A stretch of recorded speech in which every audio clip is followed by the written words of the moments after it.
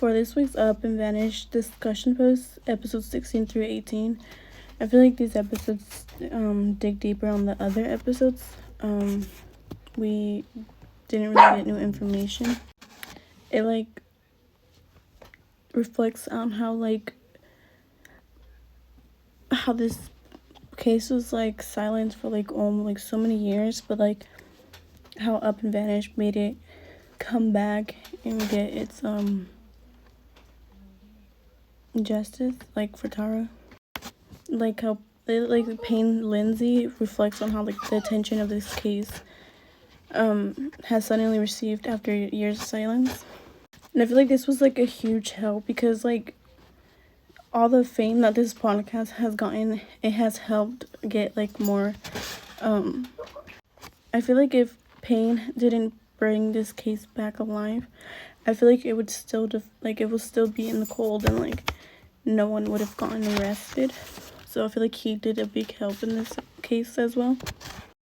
It also I feel like it's also big on like how last episode that dude said that Ocella was is like a rumor town. Like it was always there was always rumors running around. I feel like that amplified and shaped the reputation of oh, this person said this person said that, this person did this and that, and it's just even if they're not true, it harms them, I guess, in a way.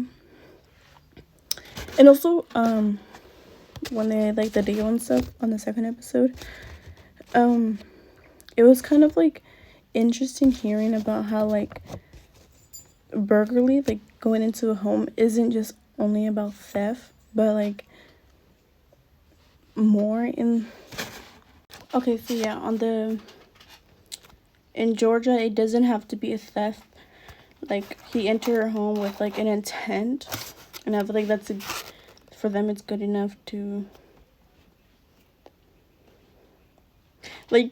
for on the other episode it said burglary for them is harming and killing as well. So I feel like that's really interesting that they see it like that as well. It's not just breaking into a home and stealing something, but it's also harming and killing someone, which is interesting.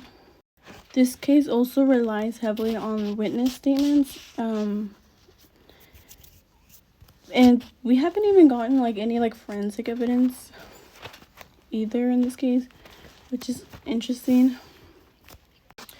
Lastly, it relies heavily on confessions, how Bo tells the authorities that Ryan killed Tara and he helped move and burn the body.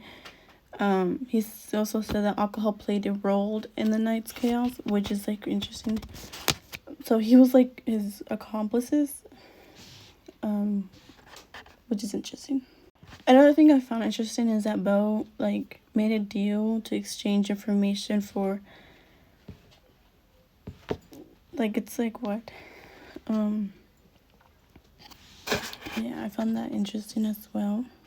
So some of the things that if Bo is cooperating and willing to give information to the authorities to reduce his sentencing, how reliable can his version of the story be? What if he's just saying things just to get out of prison? I don't know. I feel this case was just all over the place since day one.